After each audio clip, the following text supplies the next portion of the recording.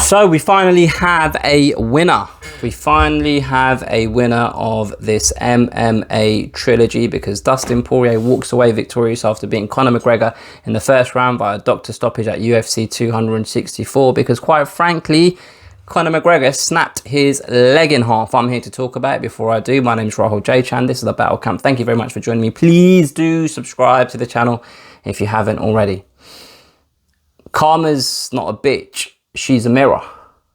Karma's not a bitch, she's a mirror is what Dustin Poirier said in his post-fight interview as he stood in the center of the octagon next to Joe Rogan, whilst Conor McGregor was sat on the canvas with his back up against the fence, looking in Dustin Poirier's direction, hurling abuse. And as Dustin Poirier said those words, I thought to myself, that was cold. That was extremely, extremely cold. Now, I don't know if this means that I'm not very well read, but I've never heard that saying before. That's the first time I've ever heard anyone say that. And I was like, look, you don't have to say anything else now. That's it. You're done. Just walk away.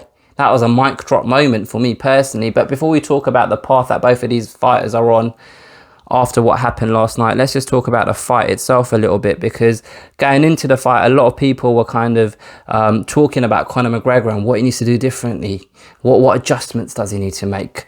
And it looked like he did make some adjustments. He did make adjustments, because he fought completely differently to how he did in the second round. He was a lot lighter on his feet. He threw a lot of kicks, which is something that he didn't do at all in the second round from memory.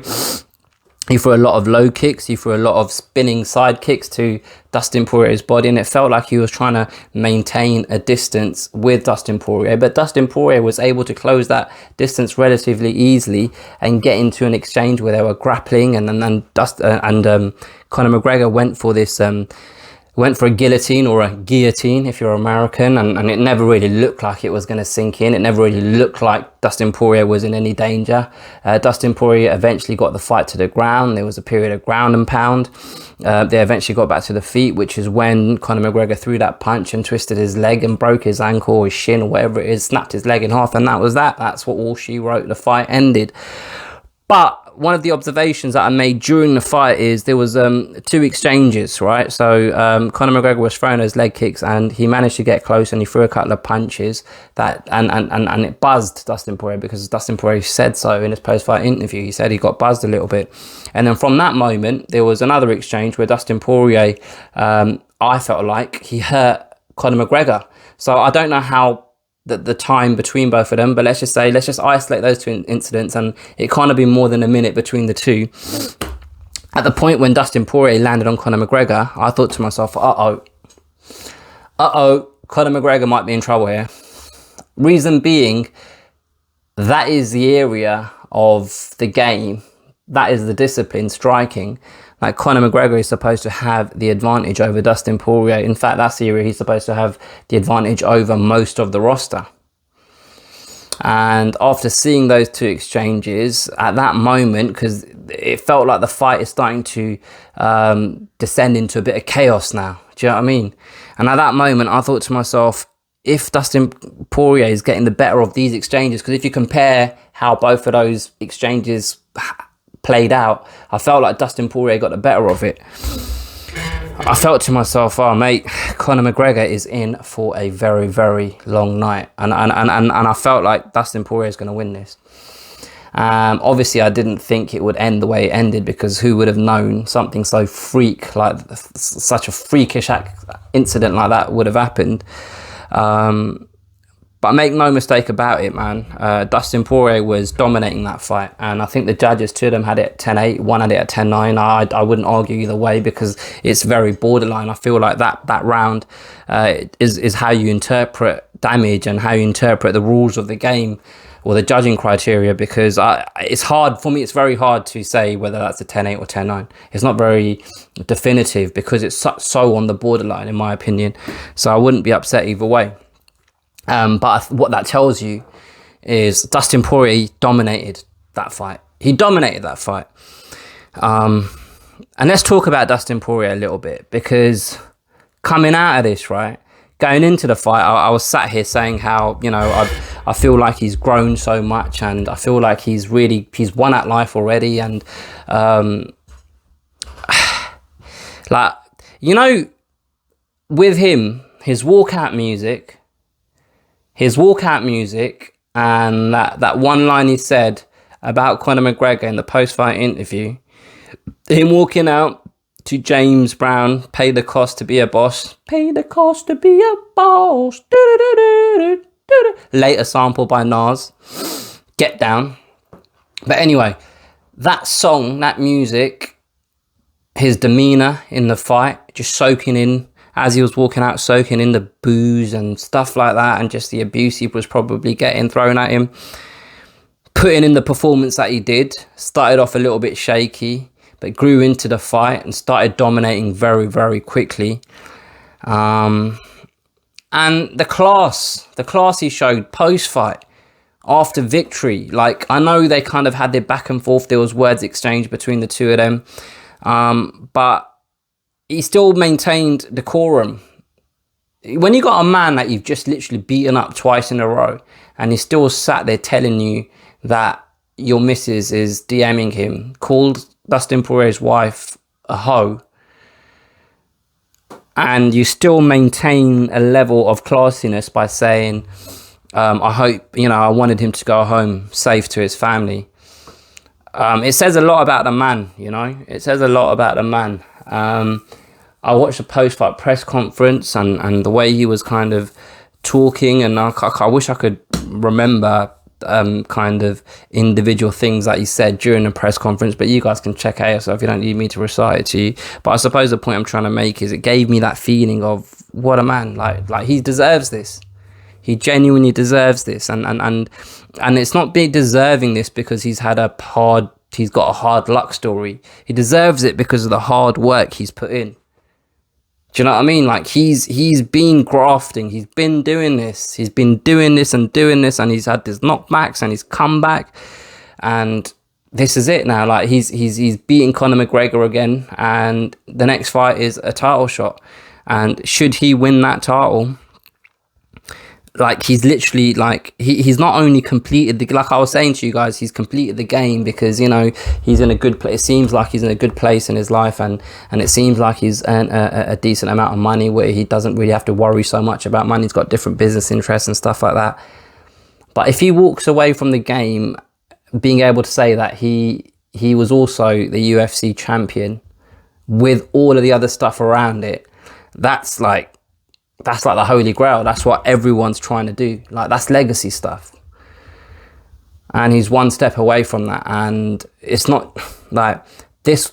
I said in my pre-fight video, this was a massive crossroads for both men. And Dustin Poirier has come out on the positive side of that. And he can look back at this last year, 2021, for him has just been all about Conor McGregor. And he no longer, for now, has to kind of worry about that. That's now in his rearview mirror for now. Congratulations to Dustin Poirier. What a fighter, what a man. And like, if I just talk about Conor McGregor a little bit now, because I said again in my pre-fight video, I said I felt going into this third fight that whoever wins this fight doesn't necessarily determine who the better fighter is, because I said if they fight each other 20 times, I feel like it would be 11-9 to one of them, or 10-10, or 12-8. I feel like I need to correct myself, because I no longer feel that way. I no longer feel that way because I just feel like Dustin Poirier at this point is just a better mixed martial artist than Conor McGregor. And I don't feel like Conor McGregor necessarily has declined even. I don't feel like Conor McGregor has slowed down. I don't feel like Conor McGregor is no longer the Conor McGregor we once knew. I just feel like Conor McGregor has let the game pass him by. I feel like Conor McGregor has stayed stagnant as everyone else has been improving.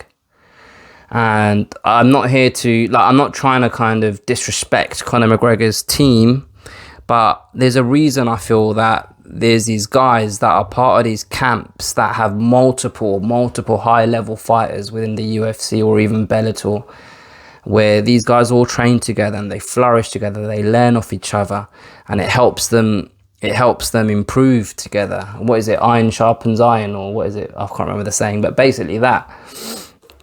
You got Dustin Poirier, who comes from ATT, I think.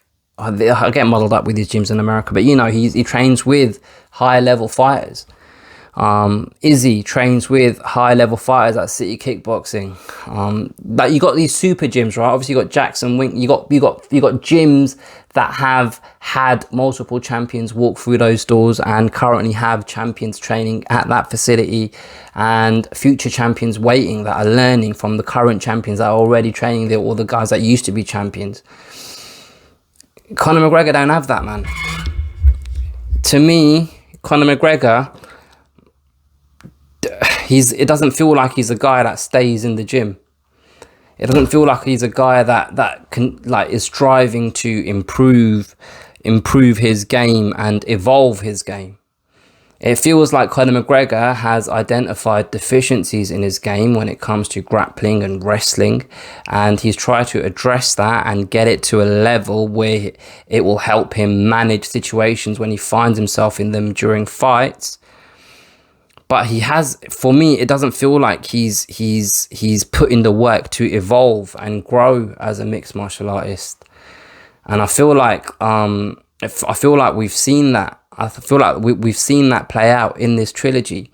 I was watching Luke Thomas's post-fight reaction, or whatever the word is, on the Morning Combat channel earlier on today, and he said it feels like it's a little bit the hare and the tortoise.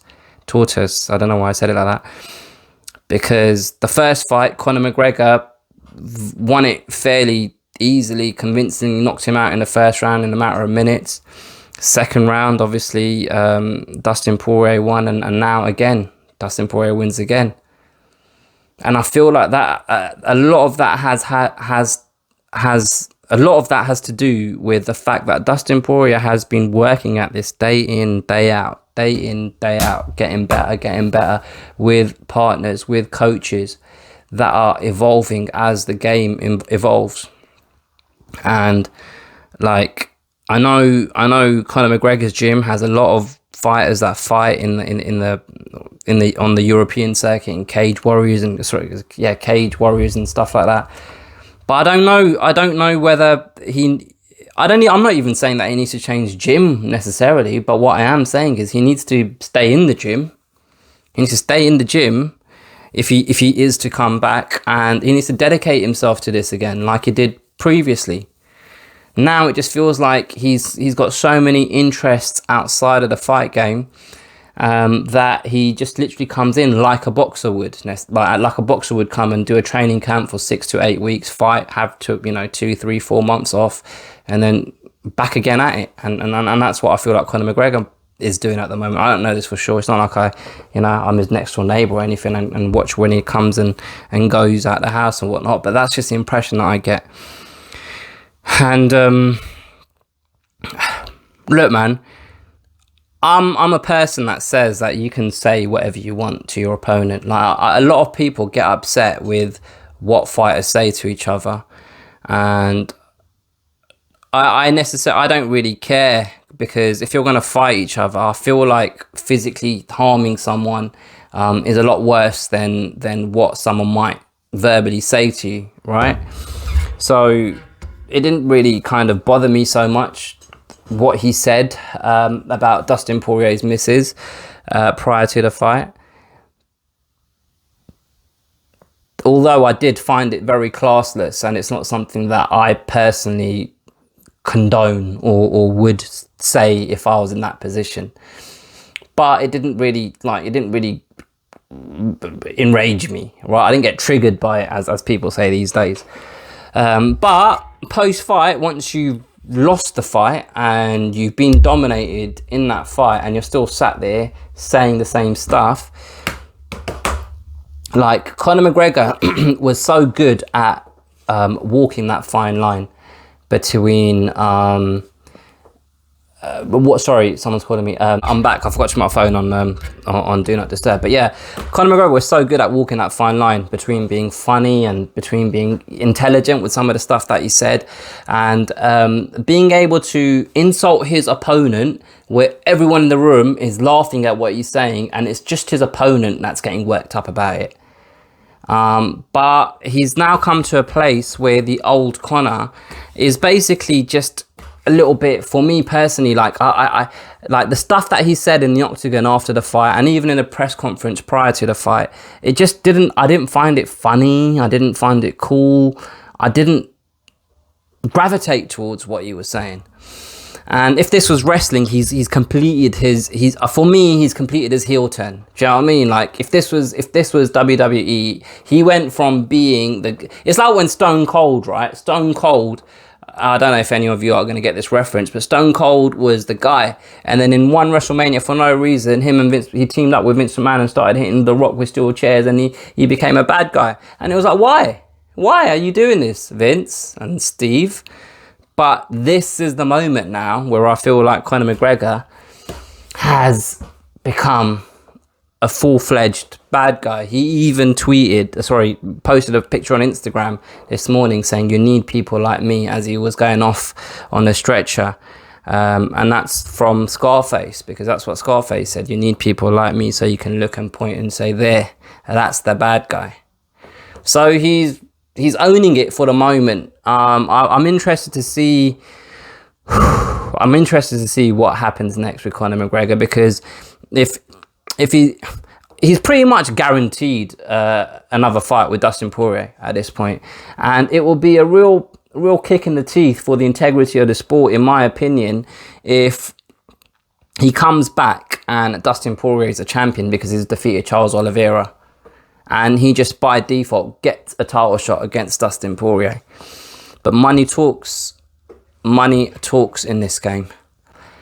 But yeah, I'm pretty sure there's more that I want to say. It kind of threw me off a little bit when my phone rang. Thanks for that, Ruby. Appreciate it. Thanks. Yeah. But that's about it for now. I will, if I need to, I'll make a second video. And there's other bits and pieces I want to cover off about the rest of the card and some of the coverage of the fights and etc. But for now, I'm going to edit this bitch up, post it, because it's coming home. So I've got to get down the pub and get on it. But yeah, comment below, let me know what you guys think about what I've said. Share your own opinions about the fight, etc. Subscribe to the channel if you haven't already. Hit like if you haven't already. Share it with a friend. Have I said that? Maybe not. Who cares? Anyway, I'll catch you guys next time.